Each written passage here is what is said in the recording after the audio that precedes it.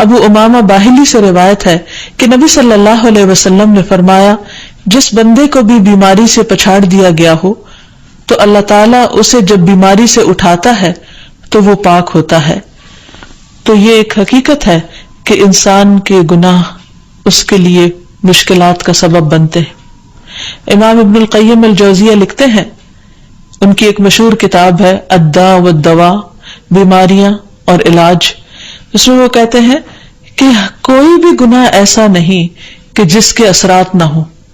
انسان سے چھوٹی یا بڑی جو بھی کوئی غلطی صادر ہوتی ہے، اس کے نتیجے میں کچھ نہ کچھ اثرات اس کی زندگی پر ضرور پڑتے ہیں۔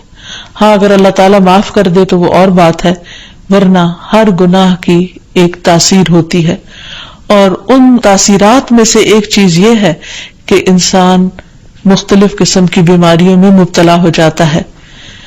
اسی لیے ہم دیکھتے ہیں کہ جب انسان بیماری میں مبتلا ہوتا ہے تو اللہ تعالیٰ اس بیماری کو اس کے گناہوں کا کفارہ بنا دیتے ہیں۔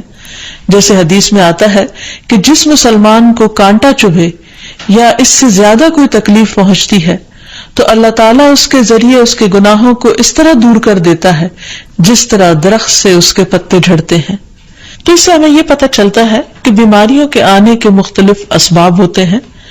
بیماری بہرحال جس بھی وجہ سے آئے، لیکن اصل چیز دیکھنے کی یہ ہے کہ مومن کا رویہ کیا ہے۔ مومن کو اگر کوئی کانٹا بھی چبھتا ہے تو وہ اس پر صبر کرتا ہے۔ اس لیے بیماری یا تکلیف کے آنے پر انسان کو اللہ سے راضی رہنا چاہیے، شکوہ نہیں کرنا چاہیے، کیونکہ جو اللہ سے راضی ہو جاتا ہے کسی آزمائش پر، اللہ تعالیٰ بھی اس سے راضی ہو جاتا ہے۔ پھر اسی طرح اللہ تعالیٰ کا شکر ادا کرنا چاہیے، کیونکہ بیماری اس سے زیادہ شدید بھی ہو سکتی تھی۔ لہذا انسان کو اللہ تعالیٰ جس حال میں رکھے انسان اس پر شکر گزار رہے۔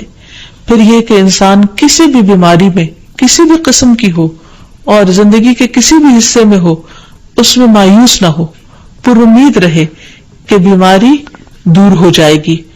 پھر اسی طرح اگر بیماری طول پکڑ جائے تو انسان کو گھبرانا نہیں چاہیے، کیونکہ ہر گزرنے والا لمحہ انسان کے درجات میں اضافے کا سبب بنتا ہے اور اس کے گناہ مسلسل جھڑتے چلے جاتے ہیں حتیٰ کہ انسان بالکل پاک صاف ہو جاتا ہے۔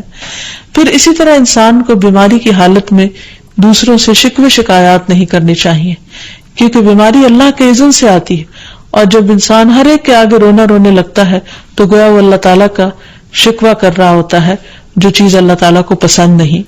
پھر اسی طرح منہ سے برے الفاظ نہیں نکالنے چاہیے، بیماریوں کو کوسنا نہیں چاہیے، اور پھر ایسے الفاظ نہیں ادا کرنے چاہیے کہ مجھے لگتا ہے کہ اس بیماری میں میری زندگی چلی جائے گی، یا یہ کہ کسی مریض کی عیادت کے لیے جا کر اس کو اس قسم کی بات نہیں کرنی چاہیے، خواہ کتنی ہی خطرناک بیماری کیوں نہ ہو، ہمیشہ اسے امید دلانے چاہیے، کیونکہ مایوسی کے الفاظ اور برے بھلے اور منفی قسم کی باتیں اللہ تعالیٰ کو پسند نہیں، اور انسان ویسے بھی جیسے سوچتا ہے پھر اس کے ایکشن اس کے مطابق ہونے لگتے ہیں۔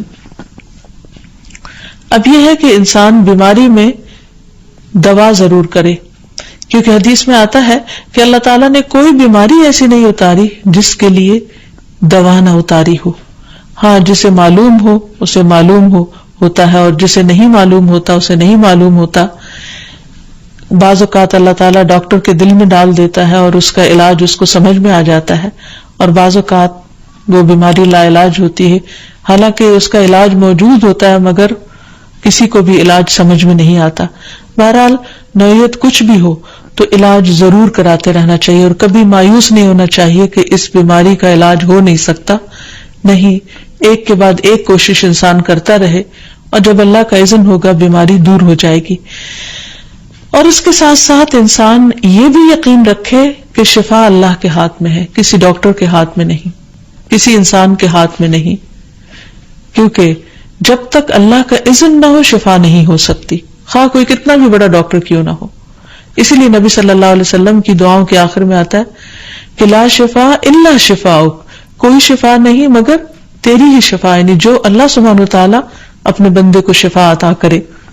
رسول اللہ صلی اللہ علیہ وسلم نے ایک اور موقع پر ایک صحابی عثمان بن ابی عاص الثقفی کو ایک دعا سکھائی۔ جب وہ نبی صلی اللہ علیہ وسلم کے پاس حاضر ہوئے، وہ کہتے ہیں مجھے اتنی تکلیف تھی کہ قریب تھا کہ وہ مجھے ہلاک کر دیتی. تو نبی صلی اللہ علیہ وسلم نے مجھے فرمایا اس درد کی جگہ پر اپنا دایاں ہاتھ رکھو اور 7 مرتبہ کہو بسم اللہ اعوذ بعزت اللہ وقدرتہ من شر ما اجد واحاذر. اللہ کے نام کے ساتھ میں پناہ مانگتا ہوں اللہ کی عزت کی اور اس کی قدرت کی اس شر سے جو میں محسوس کرتا ہوں، یعنی اس تکلیف سے بچنے کے لیے جو مجھے محسوس ہو رہی ہے اور جس سے میں خوف محسوس کرتا ہوں. عثمان کہتے ہیں کہ جب میں نے یہ پڑھا تو اللہ سبحانہ و تعالیٰ نے مجھے شفا عطا کر دی. پھر اسی طرح ہر بیماری سے شفا کی دعا نبی صلی اللہ علیہ وسلم نے سکھائی.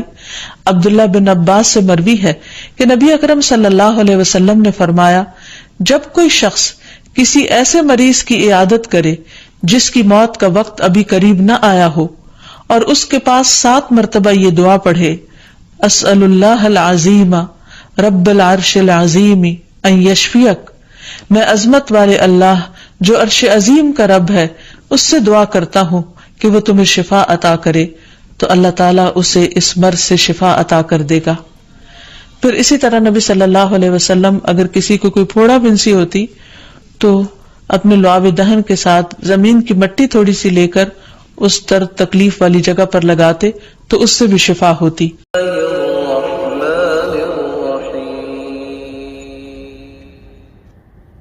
رسول اللہ صلی اللہ علیہ وآلہ وسلم نے یہ بات بھی سمجھائی تھی کہ جب انسان کسی بیماری پہ صبر کر لیتا ہے،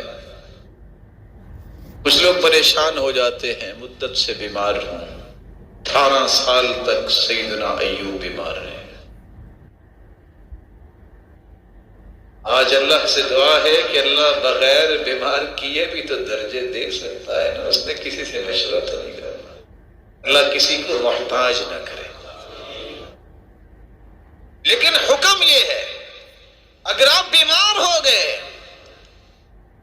صرف 3 کام کیجئے، اپنی عبادت میں کمی نہ کریں. آپ کھڑے ہو کے، بیٹھ کے، لیٹ کے، اشارے کے ساتھ بھی نماز پڑھیں گے اجر پورا ہی ملے گا. دوسری بات، اس بیماری کہ اللہ عز جلال کے بارے میں سوء ظن کا شکار نہ ہو کہ یہ میرے ساتھ کیا ہو گیا، یہ اللہ کا فیصلہ ہے. تیسری بات، آنے جانے والوں کے سامنے شکوہ شکایت نہ کرو. شکوہ شکایت صرف اللہ کے سامنے. ملے گا کیا؟ 4 انعام ملیں گے. پہلا انعام، جب پہلا قدم زمین پہ رکھے گا ما علیہ خطیئہ، اس کے سر کے بالوں سے لے کے پاؤں کے ناخن تک کوئی گناہ نہیں بچے گا، سب معاف کر دے گا. دوسرا انعام کہ یوم ولدت امہ، اللہ عز جلال کے پیغمبر نے فرمایا وہ اس طرح جائے گا جس طرح ماں نے اسے آج ہی جنا ہے، نئی زندگی کا آغاز کرے. دوسری روایت کے الفاظ بھی ہیں ثم یستأنف العمل، اچھا بھی پچھلی زندگی ختم، وہ پاک صاف ہوگی، آج سے پہلا دن ہے تیرا، شروع کرو کیا کرنا ہے. اور تیسرا اور چوتھا انعام، ابدلہ اللہ لحما خیرا من لحمی ودما خیرا من دمی. بیماری سے انسان کا خون بھی جاتا ہے. اللہ کا وعدہ ہے پہلے سے اچھا خون عطا فرمائے. انسان کمزور بھی ہوتا ہے، پہلے سے اچھا گوشت پوست اللہ تعالیٰ عطا فرماتے ہیں. لیکن کام 3 کرنے پڑیں گے. عبادت میں کمی نہ کرے، اللہ کے بارے میں مطمئن رہے کہ میرا رب مجھے ضائع نہیں کرے گا، لوگوں کے سامنے شکوہ شکایت نہ کرے.